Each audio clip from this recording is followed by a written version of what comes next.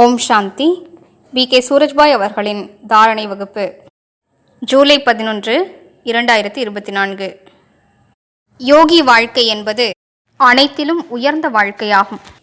இந்த வாழ்க்கையில் மனிதர் இந்த உலகம் என்ற நாடக மேடையில் விதேகியாகி உலா வருகிறார்.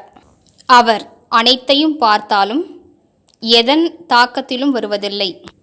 அதாவது அவர் பார்க்கக்கூடிய எந்த ஒரு பொருளினுடைய தாக்கம் மனதின் திரையில் ஏற்படுவதில்லை.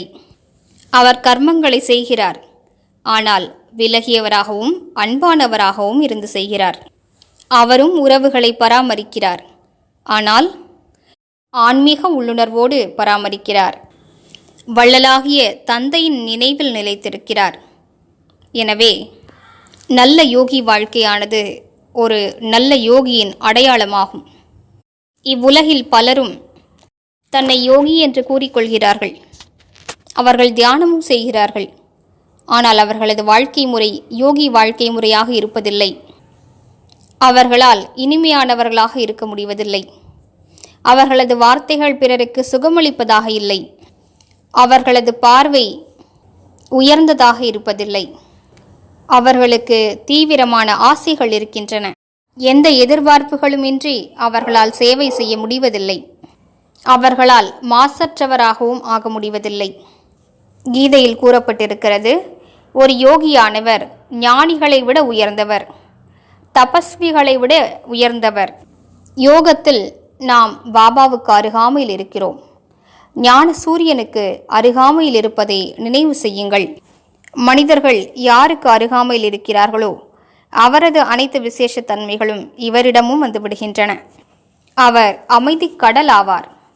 அவருக்கு அருகாமையில் இருக்கும்போது நாமும் அவ்வாறாகிவிடுகிறோம். நம் முகத்தில் பிறருக்கு அமைதி தென்படுகிறது. அவர் அன்பின் கடலாவார். நாமும் அன்பின் திருவுருவாக ஆகிவிடுகிறோம். அவர் சுகங்களின் வள்ளலாவார். நாமும் அவ்வாறே ஆகிவிடுகிறோம். அவர் பதித்த பாவனராவார். நமக்குள்ளும் மிகுந்த தூய்மை தன்மையின் சக்தி வந்து விடுகிறது. அவரோ மிகுந்த குளிர்ச்சியானவர். நாமும் குளிர்ந்த யோகிகளாவோம். நன்றாக சோதித்து பார்ப்போம். பாபாவை நினைவு செய்து செய்து அவரை போன்றே நாம் ஆகிக் கொண்டிருக்கிறோம். எவ்வாறு அவர் உடலிலிருந்து தனிப்பட்டவர், அதுபோன்று நாமும் உடல் உணர்விலிருந்து விலகியவராக இருக்கிறோம். அவர் எப்படி பயமற்றவரோ நாமும் அவ்வாறு ஆகிக் கொண்டிருக்கிறோம். இவ்வாறு தந்தைக்கு சமமான நிலையை இந்த வாழ்க்கையில் முயற்சி செய்து நாம் அடைய வேண்டும். இது யோகத்தின் பயணமாகும். நாம் மேல் நோக்கி பயணித்துக் கொண்டிருக்கிறோம். ஆத்மாக்களாகிய நாம் ஜொலிக்கக்கூடிய உடையணிந்து மேல் நோக்கி பறந்து செல்வோம். சூக்ஷ்ம உலகை அடைவோம். பாப்தாதாவின் முன்னிலையில் செல்வோம். பாப்தாதாவின் தெய்வீக பார்வையை அனுபவம் செய்வோம். அவரது சொரூபத்தினை தெளிவாக பார்ப்போம். அவரது 1000 கரங்களின் குடைநிழல் என் தலைமீது இருக்கிறது என்று அனுபவம் செய்வோம். குழந்தாய், நீ தனியாக இல்லை. 1000 புஜங்களுடன் நான் உன்னோடு இருக்கிறேன் என்று பாபா கூறுகிறார். பாபாவோடு நடனமாடுவோம். மிகுந்த அன்பு செலுத்துவோம்.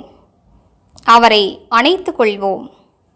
பின்னர் ஆத்மாவாகி பரந்தாமத்திற்கு செல்வோம். ஞான சூரியனின் கிரணங்களுக்கு கீழே சென்று அமர்வோம். சிறிது நேரம் அவரது கிரணங்களை அனுபவம் செய்வோம். பின்னர் கீழே இறங்குவோம். ஆத்மா இறங்குகிறது. சூக்ஷ்ம உலகை அடைந்து ஜொலிக்கக்கூடிய ஃபரிஷ்தா உடையை அணிந்து கொள்கிறது. பின்னர் அந்த சூக்ஷ்ம உடலோடு கீழே இறங்கி சாக்கார உலகை அடைந்து சாக்கார உடலில் பிரவேசிப்போம். நமது இந்த ட்ரில் மிகுந்த சுகத்தை நமக்கு வழங்கும். நமது மன ஒருமுகப்பாட்டை அதிகரிக்கும். மீண்டும் மீண்டும் யோகம் செய்ய வேண்டும் என்று மனம் விரும்பும். ஆனால் நினைவில் கொள்ள வேண்டிய விஷயம், யாருக்கு வீணான விஷயங்களில் சிறிது கூட ரசனை இருக்காதோ அவரே நல்ல யோகியாக முடியும்.